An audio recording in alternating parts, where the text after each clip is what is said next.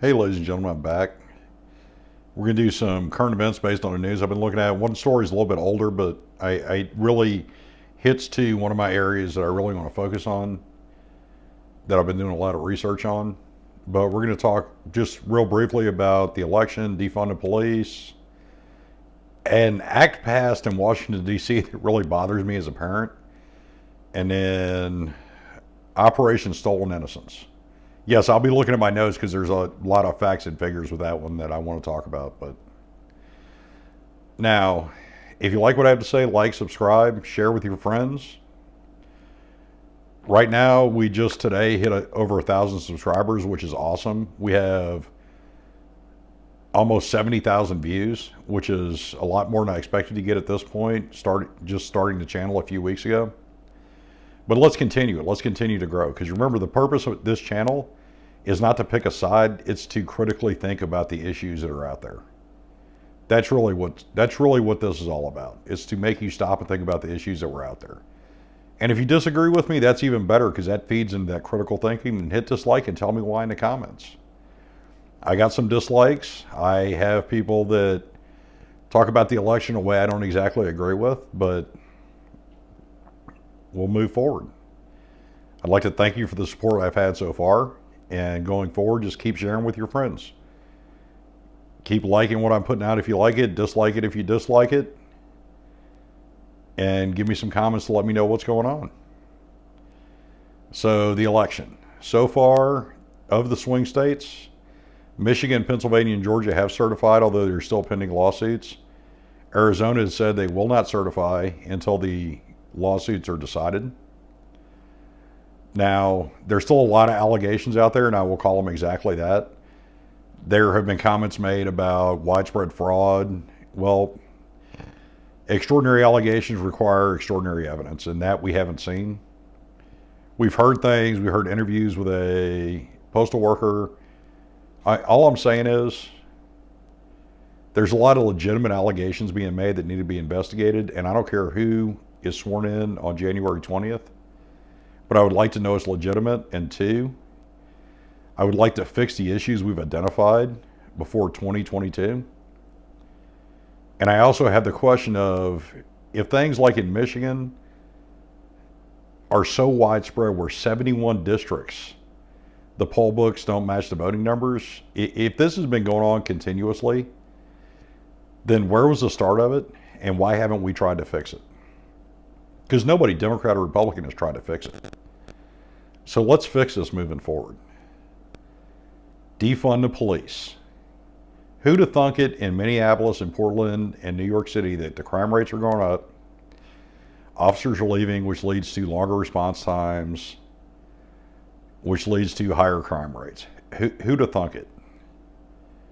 If I know you're going to stop paying me at the end of the year, and I know you're not going to support me, yes, I'm going to go look for a job somewhere else. And the advantage of what's going on right now, not so much for these cities, smaller communities are getting extremely well-trained law enforcement officers to serve and protect the citizens of those communities, where the community leaders will support them in doing their jobs. Do I hold anything against them? No. Now, as far as these larger cities that have said they're going to defund the police or voted to defund the police, all I have to say is, you voted for these people. Or if you didn't vote, you're just as guilty. So you reap what you sow. Just keep that in mind when you complain.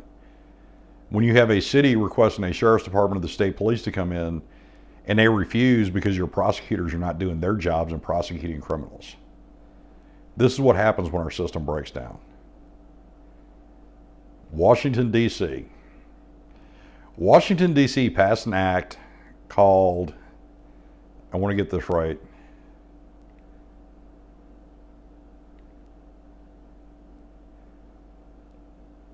okay, I can't find my note on that, but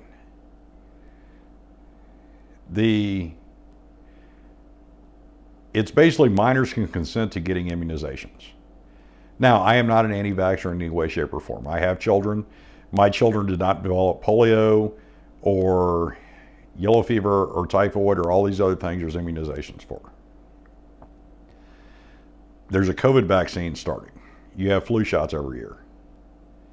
I am not an anti-vaxxer in any way, shape, or form, because people could say whatever they want about negative about vaccines.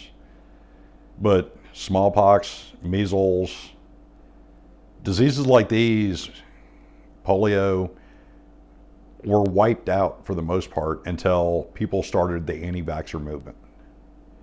Say what you want negative or percentage-wise. My children never developed these diseases because they had vaccines.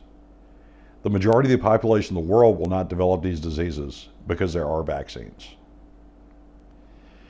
But Washington, D.C. took it a step farther, allowing minors to consent to be vaccinated from 11 years old without consulting their parents. Now, let's go back to our education system sucks. We show that in performance every year. We do not teach kids how to critically think. We are not teaching them how to be successful adults with our current education system. But we allow them to decide they want to be vaccinated at 11 years old. Now, I know there's a movement to lower the voting age, which I think is ridiculous. If anything, I honestly think we need to raise it. But, well, if we're going to lower the age where they can decide that for themselves, why can't they drive at 11? Why can't they join the military at 11? I mean, if they can decide a decision such as that, why can't we let them allow them to make more decisions younger? It's because experts in psychology and psychiatry have said they're not mature enough to make these decisions. That's why a minor cannot be sentenced to death or life without parole, because they're not mature enough. Their brain is not at a point where they can make good, mature decisions about what's going on around them. That's why parents should be there. Now, Washington, D.C., City Council voted for it, Mayor signed it. You know, once again, it goes back to the whole defund the police discussion. You voted for them, you got what you fucking voted for. If you didn't vote for them, then you're just as guilty. So keep that in mind next time the election comes around. And don't just look at the president, look at your mayor, look at your city council members, look at your state representatives, look at your state senators. Operation Stolen Innocence was a 2-year investigation led based on seeing the picture of a girl who appeared underage on a site known for selling sex. In the end, it was a girl who they believe may have been violated at an age younger than 13. Now, this one young woman, the investigation of what they found led to the arrest of 178 people in Florida. 178, let that sink in. One person. And that's why when it comes to human trafficking, the things that have been going on in the last few years, where you're seeing mass arrest and children being rescued, or just people in general being rescued, but especially children, that is something that must continue regardless of who sits in the White House. The use of the U.S. Marshals Fugitive Task Force to track down these endangered people must be continued. And I say that even as, if you tell me you're going to raise my taxes by this much and that money's going straight into a task force to keep on this good work, then I'm good with it. As a Catholic, yes, keep doing it. I wrote my thesis on human trafficking. It really scared me as somebody who was already paranoid about my children. And it's great. Now here's where my issue comes in. And I'm going to read it off, the notes I took, just to make sure I get it exactly right, because I really want you to stop and think about this. And I really want you to understand why there needs to be a change in how we treat the people arrested that are involved in child prostitution, human trafficking. 178 arrested, 72 charged with misdemeanors, 106 charged with felonies, 18 of those are facing federal felony charges. 72 people charged with misdemeanors. This girl may have been under the age of 13 when this happened. How do all of them not deserve federal charges, federal felony charges, where they go to real federal U.S. penitentiaries. Yes, she was rescued. Yes, these people were arrested. But how are they not charged even higher? A 16-year-old young man in any city in America gets arrested with crack cocaine, and he'll face a felony, regardless of the amount. And yet, you can traffic and endanger a child and face a misdemeanor. So you tell me how this is right. Because I refuse to believe it and I refuse to accept it. Now, there's another channel, and I'll link it in the description, Voice of North Korea. Please go to that channel and listen to Miss Park's story about her escape from North Korea and what she went through. She's a survivor, a super smart, well-spoken young woman. But she can tell that story better than I ever can. So, if you don't understand what's going on with human trafficking, just Google it. And you'll be shocked at, as a resident of Missouri, Missouri's in the top 10 of states for trafficked persons. I didn't know that until I started writing my thesis. Research it. Take a stand on it. Learn the signs of it. Understand what these law enforcement professionals and medical professionals are dealing with trying to identify and save these people.